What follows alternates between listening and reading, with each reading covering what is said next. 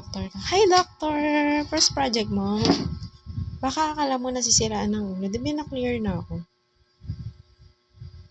First project mo, nung nakaraang taon, 2024, may nagpunta dyan. Umamin siya. Sabi niya, first project ko to, ganun siya. Sabi ko, anong pangalan mo?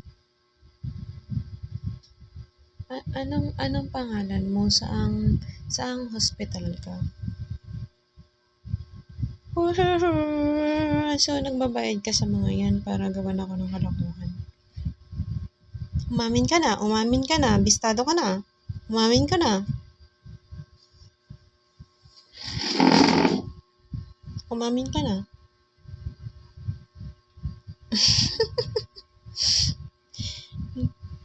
Sorry, pasensya na, nagkakamali ka. Kung sa tingin mo, napakpak ako, hindi eh. Hindi ko yan naiintindihan. Tsaka marami akong alam na gawin. Hindi ko lang pinapatulan. Yung check-up na yun, pina-check ko lang talaga kasi para malaman ko kung nag-iimbestiga ba yung mga doktor sa public hospital. Kasi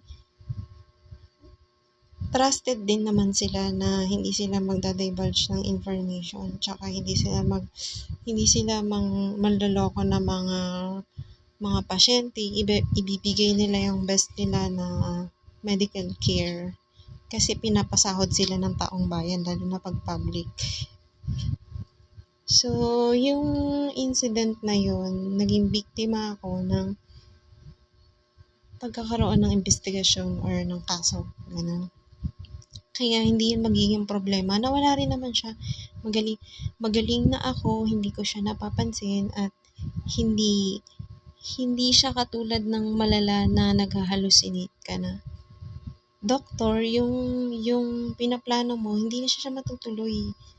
Kasi alam mo kung bakit. Pistado ka na. Umamin ka na, doktor. Doktor, first project mo. Kawawa naman yung first project mo. Naantala na.